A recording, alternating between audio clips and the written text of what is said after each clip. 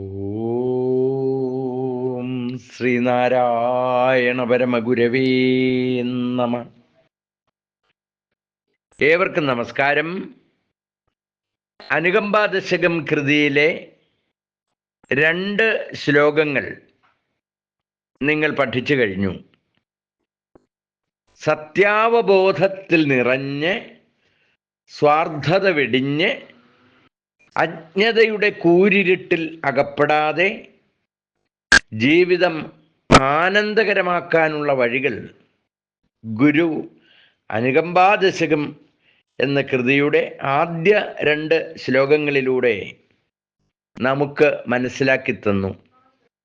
3-ാമത്തെ ശ്ലോകത്തിലേക്ക് കടക്കുമ്പോൾ അരുളിൻ്റെയും അൻപിൻ്റെയും അനുകമ്പയുടെയും പൊരുൾ ഒന്നാണെന്ന് കാണിച്ചുകൊണ്ട് ഈ ലോക ജീവിതത്തിൽ എല്ലാ നന്മകളും നമ്മളിലേക്ക് വരുവാനുള്ള വഴി വെട്ടിത്തുറന്നു തരികയാണ്.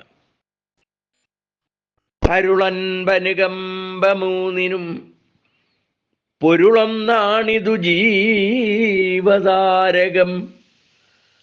അരുളുള്ളവനാണു ജീവി എന്നൊരു വിട്ടേടുകൈ നവാക്ഷരി.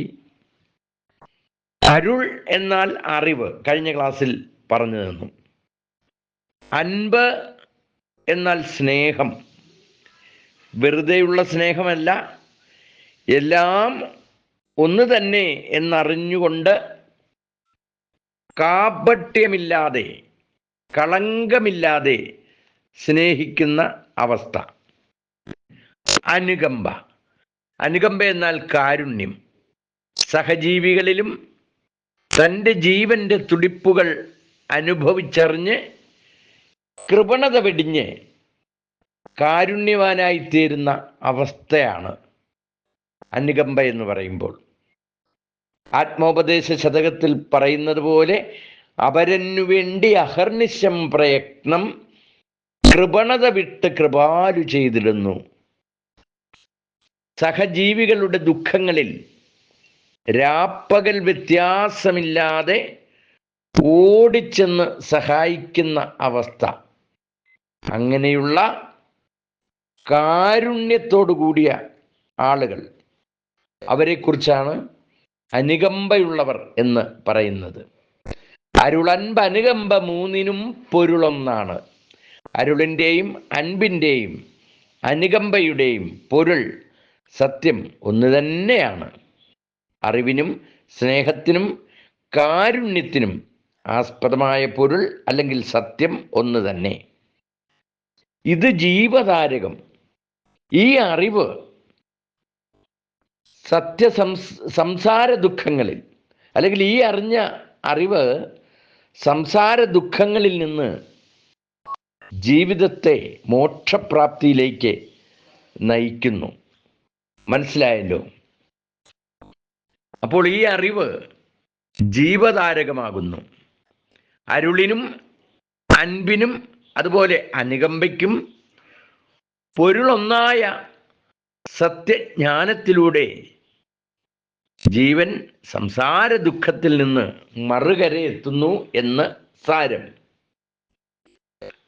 അരുളുള്ളവനാണു ജീവി. അറിവുള്ളവൻ മാത്രമാണ് യഥാർത്ഥത്തിൽ ജീവിക്കുന്നത്.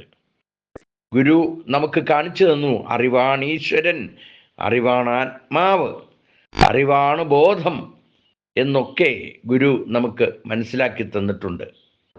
ഈ ലോകത്തെ ഈ അറിവിലൂടെ ഇരുട്ടിൽ നിന്ന് വെളിച്ചത്തിലേക്ക് ഗുരു നയിക്കുകയാണ്. ഈ ലോകത്തിൻ്റെ എല്ലാ ദുഃഖങ്ങൾക്കും കാരണം അറിവില്ലായ്മ ഒന്ന് മാത്രം.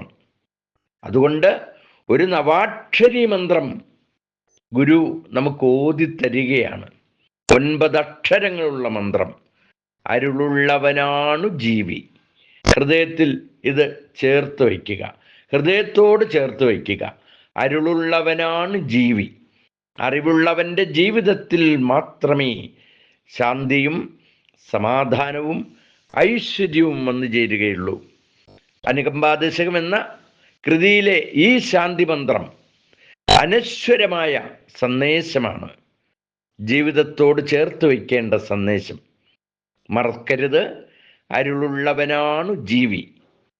നമുക്കറിയാം, ഇവിടെ ജാതിയുടെയും മതത്തിൻ്റെയും പേരിൽ മത്സരിക്കുന്ന നമ്മൾ, സമ്പത്തിൻ്റെയും സ്ഥാനമാനങ്ങളുടെയും പേരിൽ മത്സരിക്കുന്ന നമ്മൾ, ഭാഷയുടെയും രാഷ്ട്രത്തിൻ്റെയും പേരിൽ മത്സരിക്കുന്ന നമ്മൾ, ഗുരു പകർന്നു തന്ന ഈ മോചന മന്ത്രം അരുളുള്ളവനാണു ജീവി ഹൃദയത്തോട് ചേർത്ത് വയ്ക്കുക.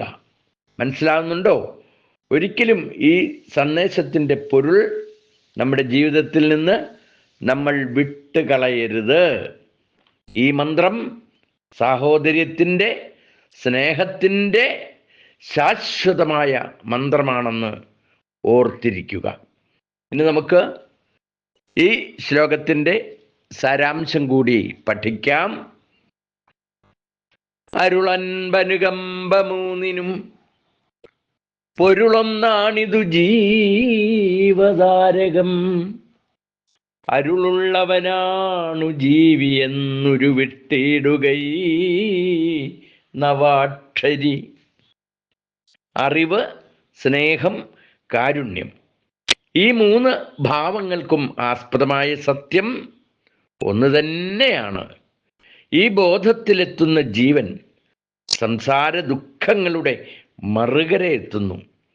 അറിവുള്ളവൻ മാത്രമാണ് ഈ ലോകത്തെ ഒന്നായി കണ്ടറിഞ്ഞ് എല്ലാം ഒന്ന് തന്നെയാണെന്ന് മനസ്സിലാക്കി എല്ലാറ്റിനെയും ജീവിതത്തോട് ചേർത്ത് നിർത്തുന്നത്. ഈ മന്ത്രം, 9 അക്ഷരങ്ങളുള്ള ഈ മന്ത്രം, ദിവ്യമായ ഈ മന്ത്രം മനുഷ്യമോചനത്തിൻ്റെ മന്ത്രമാണ്. നമ്മുടെ ദുഃഖങ്ങളെ നിവാരണം ചെയ്യാനുള്ള മന്ത്രമാണ്. ആയതിനാൽ ഈ മന്ത്രം സദാ ഉരുവിട്ടുകൊണ്ട് അരുളുള്ളവനായി പ്രകാശം പരത്തിക്കൊണ്ട് എന്നെന്നും ഈ ഭൂമിയിൽ നിറഞ്ഞു നിൽക്കട്ടെ എന്ന് പ്രാർത്ഥിക്കുന്നു. നല്ലതുപോലെ പഠിക്കുക. നന്ദി, നമസ്കാരം.